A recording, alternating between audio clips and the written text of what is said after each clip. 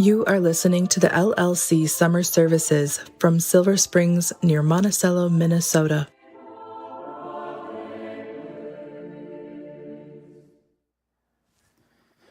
The 2 p.m. service has just concluded. Scott Landa of Wasilla, Alaska, spoke first, followed by Mauno Sorinen of Haapavesi, Finland. John Bloomquist of Menahga, Minnesota, interpreted the sermon into English. You are listening to the broadcast of the 2026 LLC Summer Services live from Silver Springs in Monticello, Minnesota. My name is Stephen Hendrickson, and I will continue to be your on-air host for the next portion of the afternoon. Song services will be broadcast live at 4 p.m. Central Daylight Time. Aaron Anderson of Granora, North Dakota, will keep a children's sermon immediately following the song service. In our next program from the We Gather Here series, Menahga members Josh Byman, Matthew Byman, Amy Savala, Michelle Nevala, Susie Hillstrom, and Mim Hutta Dozier gather to discuss congregation life and shared duties. This year, Menahga and Brainerd congregations are hosting summer services at Silver Springs and extend a warm welcome to all listeners.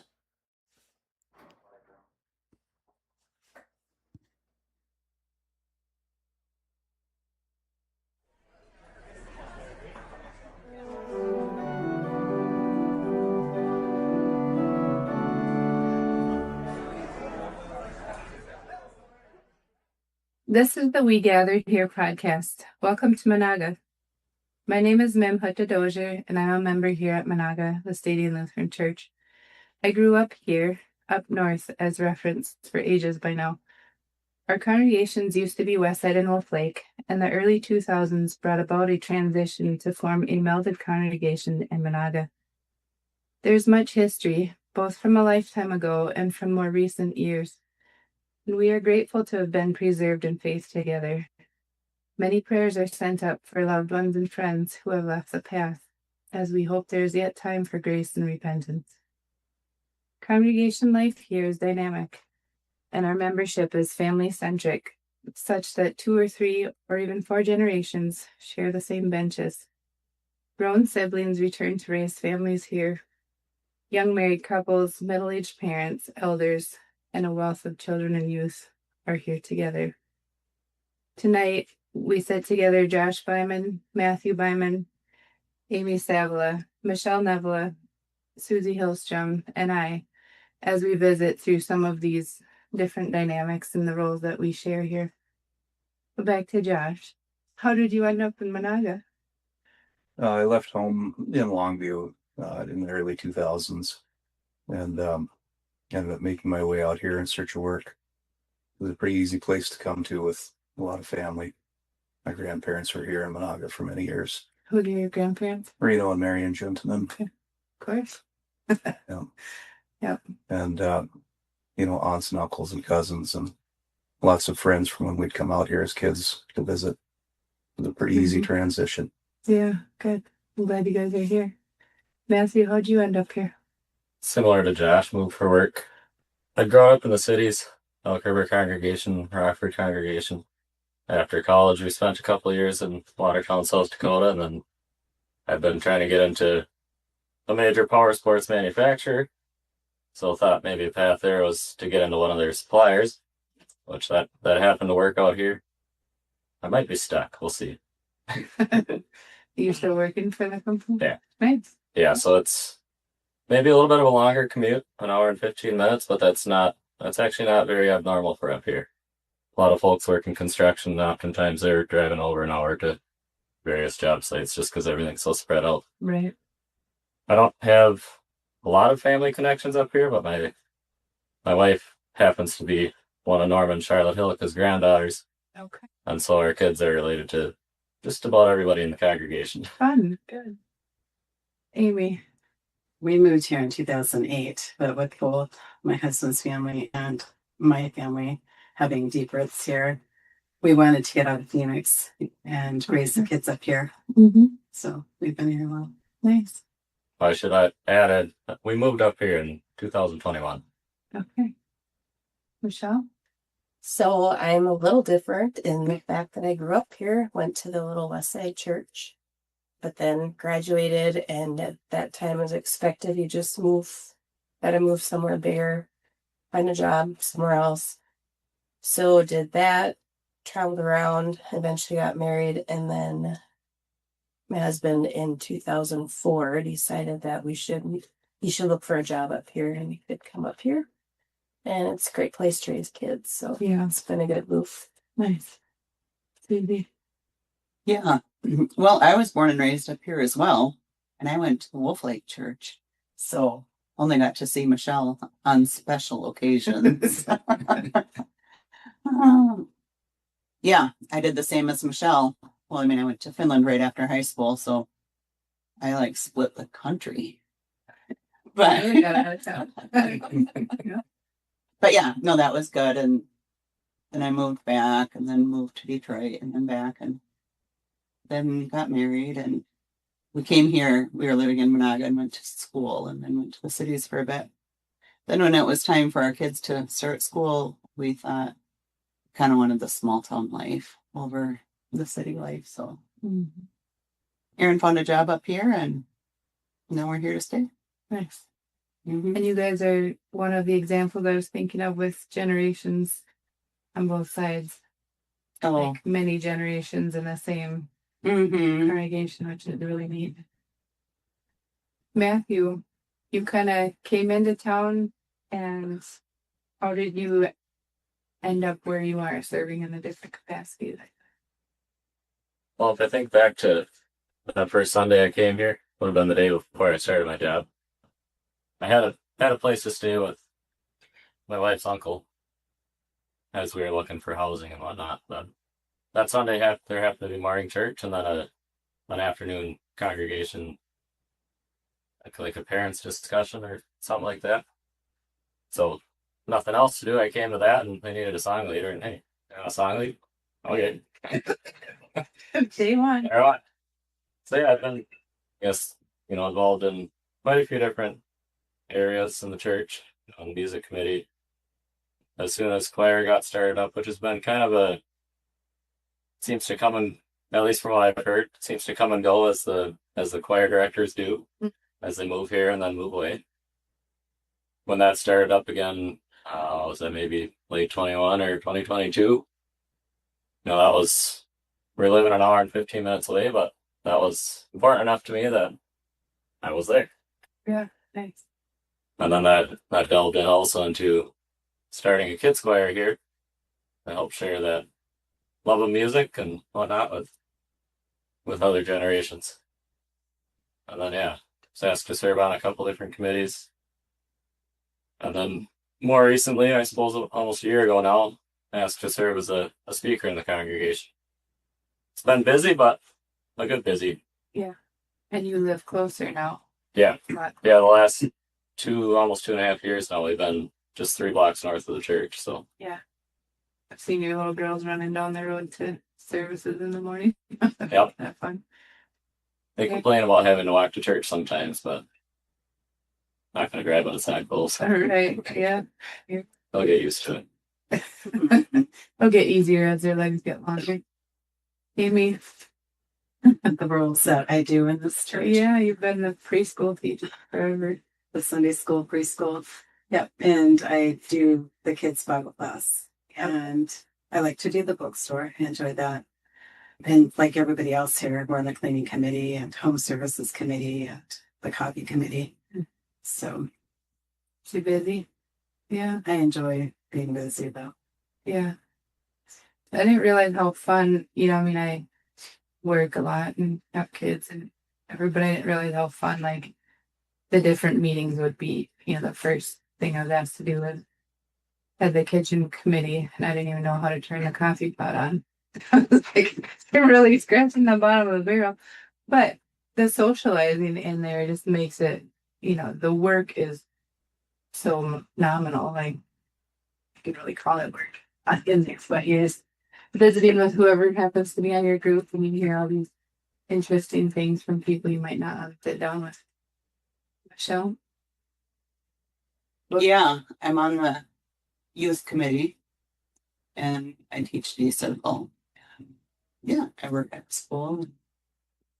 Well, now I'm in the elementary office, so I don't see as many high schoolers, but from 2012 to 21, I worked in the whole school. Actually, I worked in Topeka and Menahga, so Okay. I could keep my eye on a lot of people and a lot of things. Have your ear to the ground.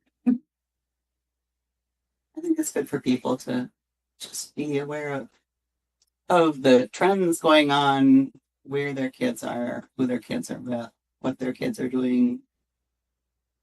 Erin's a little bit better at me at staying up, to do the late night talks with the kids. Because, I don't know, I just get tired.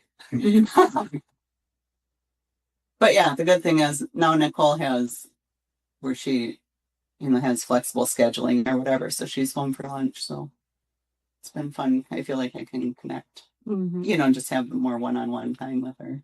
So I go home for lunch and she's there, and just to have an open house, I mean, at our house, we either have no kids or 20 kids, there's no in-betweeners or whatever. But all the kids, everyone feels welcome to come over, I don't. At least you know what they're doing then. They're at your home. Yeah, that's kind of how I feel, no, this last summer, I ordered all kinds of syrups and whatever, because they're into the fancy drinks and whatever. So yeah, after church, Nicole and all her friends come over and, get the ice and do their pumps and do their whatever. And you just kind of feel like, hey, okay, fun. That's who's coming over today. Okay, good. Oh, good. I'm glad they came over, Yeah, for sure. Yeah, I have noticed the same thing too as my kids have gotten older. The most free conversation you could ask for is coming after 11:30. I might be too brain cells active, but if they're paying attention, you'll hear something worthwhile. Yeah. But Erin is good at taking the 15-minute power nap. Okay. So he can take a little snooze and then he's good to go for a while. Yeah. I can't do that. I just it's your bedtime and I just go to bed. Back to you, Josh, and your many roles. Yeah. Well, it's probably not as many roles now as it used to be or has been at different times. Over the years, served on a handful of different committees. Sometimes many committees at one time. For probably 12, 13 years, I've served on the board of trustees. And probably the last 4 or 5 years, anyway, I've served as a assistant treasurer. And then served on pretty continuous for quite a few years on the fundraising and finance committees. Served in various other roles as well. But, over the years, you find that sometimes it can be a little bit overwhelming, and it's okay to step away from certain things and prioritize those jobs that you're asked to do. There's many other gifts in the congregation that can help fill in some of those roles. But one of my prayers has been to be found in the center of God's kingdom. And it seems that when we're asked to serve and we're able to serve with a willing heart, that's where we are found, in a warm and comfortable place there in the middle of the flock. It's a good way to invest your time.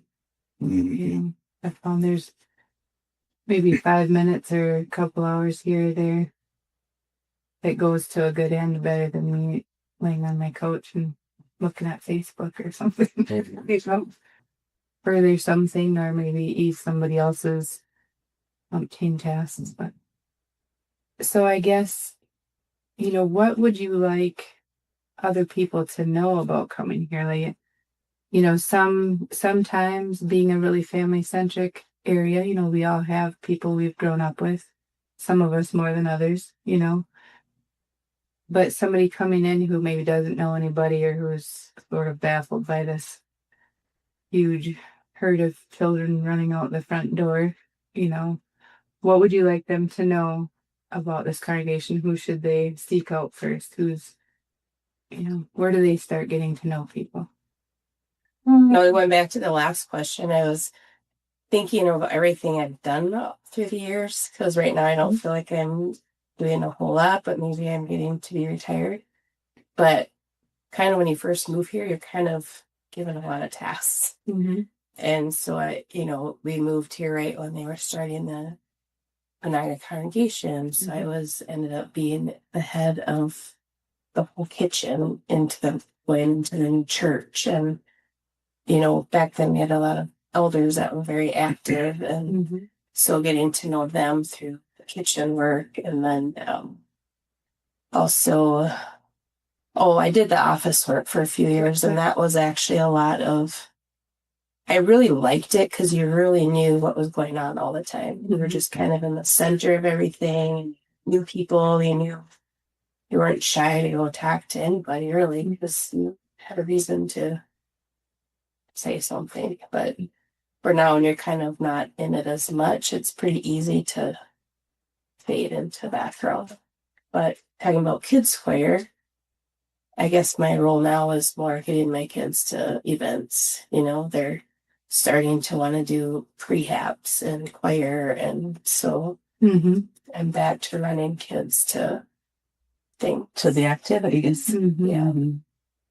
Yeah, I think it's so neat that the important thing to me, music is just one example. There are many, but I grew up in a household where music was like kind of in the forefront of everything. It was, so I feel like having that available to children to learn how to appreciate good music, if there's no standard for what it sounds like or how to, I just think it teaches them how to appreciate good music, such that maybe they won't be so tempted later to seek out junk music. Yeah. Like that doesn't even sound good. You don't know what a real choir, like I shouldn't say a real choir, but a choir singing real music sounds like, unless you've experienced it. And these, like people coming into the original market, that's been a huge amount of feedback. Like,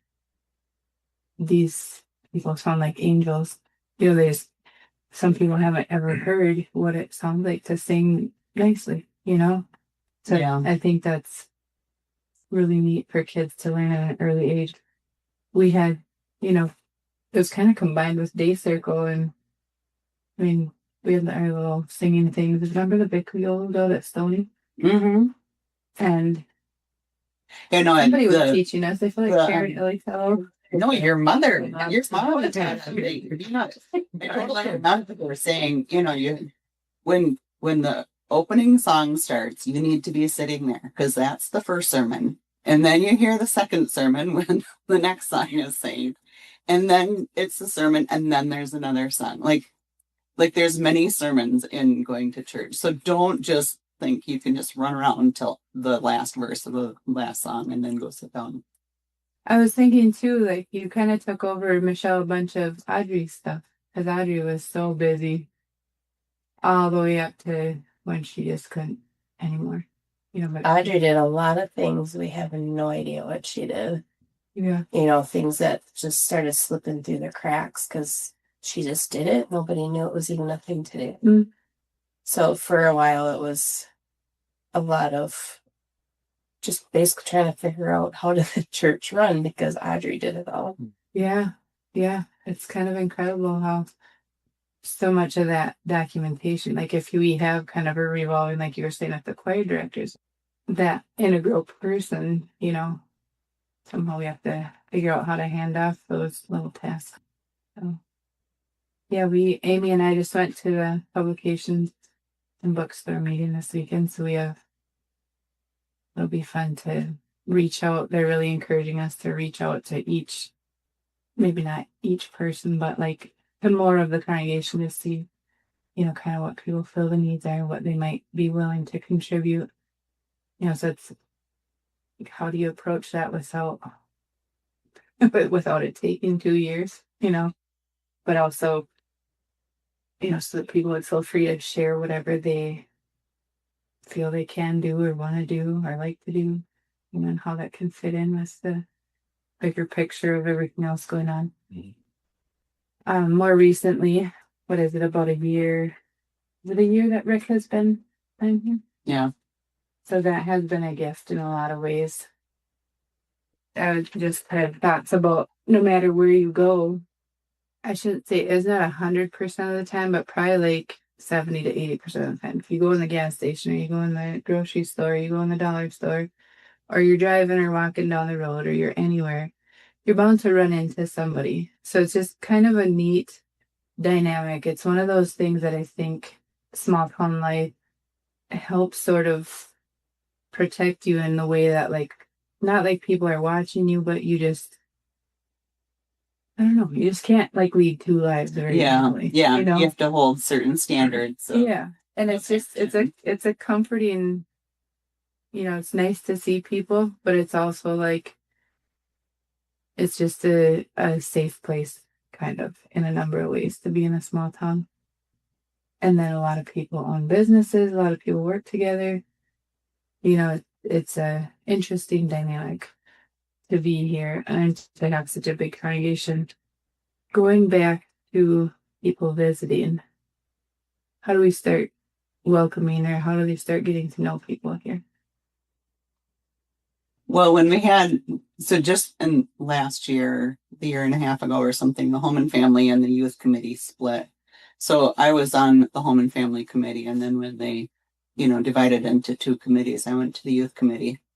But when I was on the home and family committee, we did organized visiting, and we tried to do it like every other month, just because life is busy, and lots of times it was the same hosts that were hosting and just different people that would be visitors. But I was one of the planners of it. And so then, like, Joan and Bud have a cabin on Stony Lake. And so I was like, hey, Joan, we're having organized visiting. Do you want to be part of it? And oh, yeah, she wanted to host. And she was just so excited to have, just like random people from the congregation be assigned to go to her cabin to visit. She just was like, that was the greatest thing ever to like get to know us, Yeah. But now they haven't had organized visiting since the change in the committee. So, Okay. But I know that there was like a pretty constant, like about 5 or 6 families that they're gonna sign up, they're gonna for sure. And then there was other people that if you're having a retirement party or whatever, like you don't sign up for that day because you already have plans or whatever. Or I felt like people really enjoyed, but it took a little bit of legwork on the backside, like someone has to do it. But Yeah, no, we appreciated it when we were able to make it. There are times where we're in the cities for this or that, whatever. Speaking of that, we're close enough to the cities where it feels like you kind of have to go to things.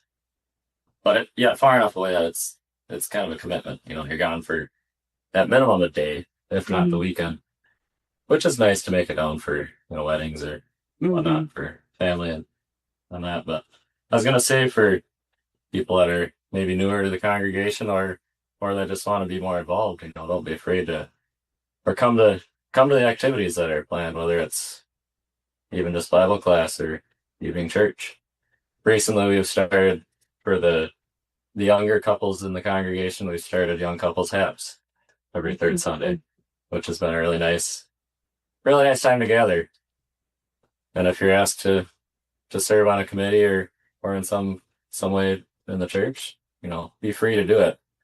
It can be, I know, speaking from my own experience, it can be a little bit begrudging maybe to go serve in your duties, but when you can and when you do, it's always a good thing to do, a good place to be.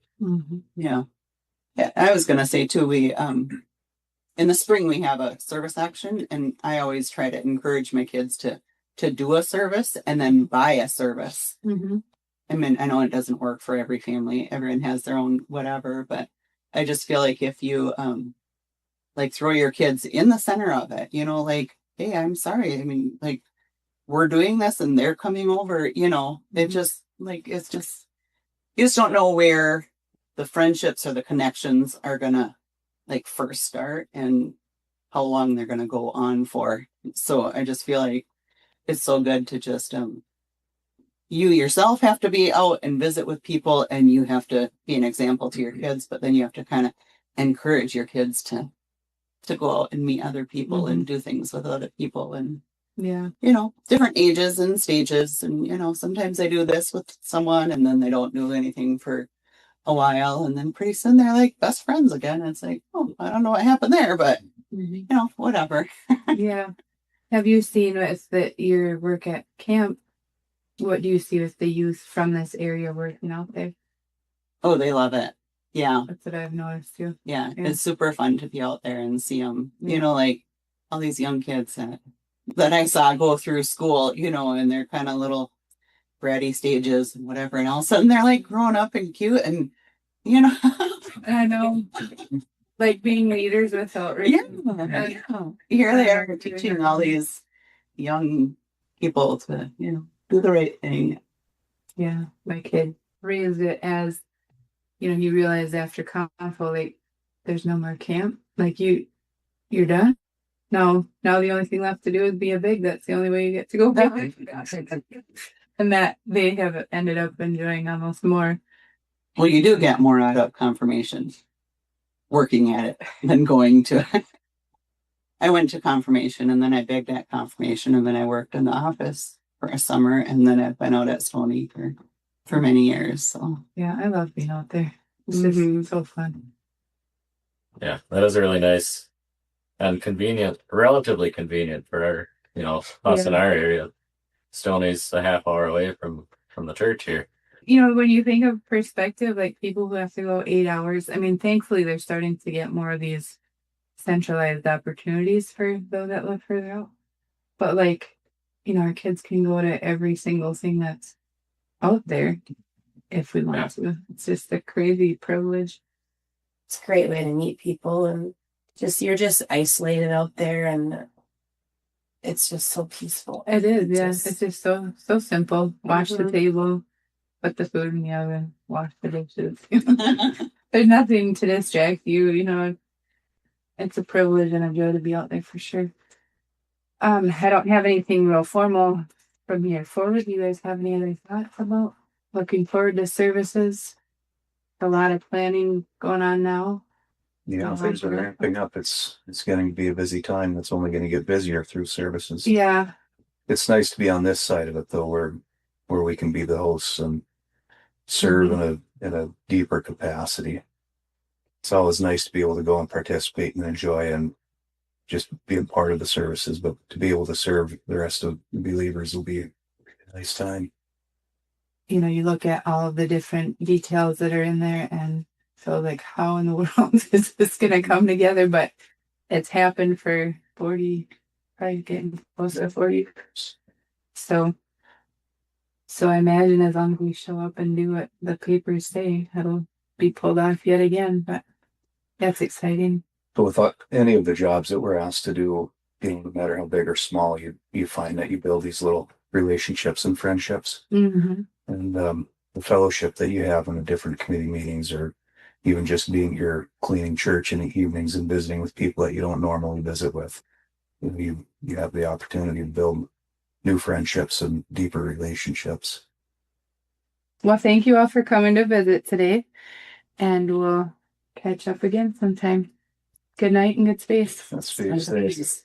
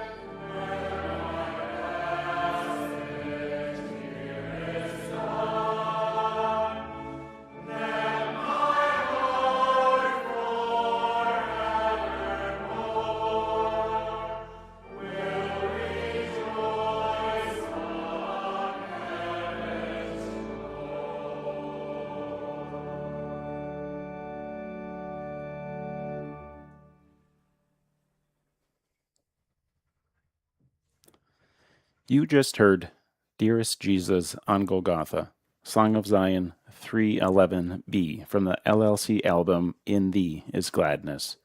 Before that, we heard about congregation life in Menahga through personal anecdotes from Josh Byman, Matthew Byman, Amy Savala, Michelle Nevela, and Susie Hillstrom. This episode of We Gather Here was produced by Mim Hutta Dozier. After the congregation presentation tonight, listen to another program in the series We Gather Here. In this segment, Elliot Niskanen interviews members of the Laestadian Lutheran Church of Illinois. The congregation evening presentation titled Sing to the Lord, Make Music to Our God will be broadcast at 7 p.m. This will be kept by Keith Warrenemy of Plymouth, Minnesota. You can listen to the audio version of today's broadcast on the LLC website at llchurch.org. You can also join services through YouTube. The visual display shows a video feed of the minister speaking from the main service tent and the song words during service songs. Due to technical difficulties last night, the broadcast will be hosted temporarily on Seattle Congregation's YouTube channel through this evening. It can be found by searching for SEA LLC broadcast on YouTube.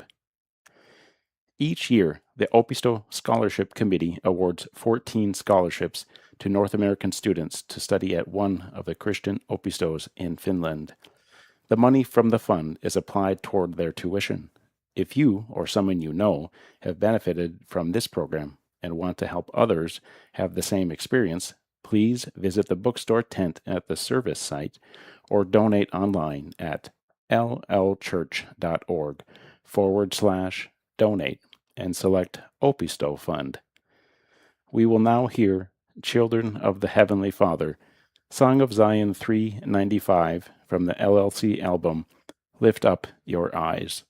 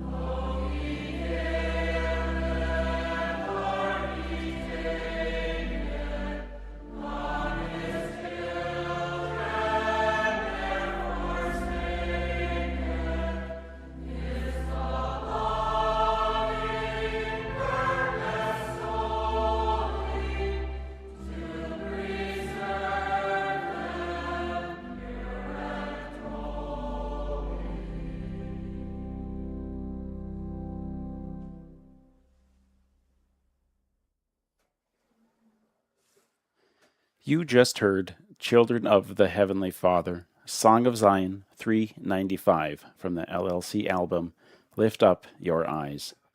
Song services are about to begin. Following song services, Aaron Anderson of Grenora, North Dakota, will keep a children's sermon. I am Stephen Hendrickson. I enjoyed being your host for this portion of the broadcast. From us here in the studio, we hope you have been able to bring the festive, warm spirit of these services into your home. Thank you for listening. Following the service, Selma Oli will be your host for the next part of today.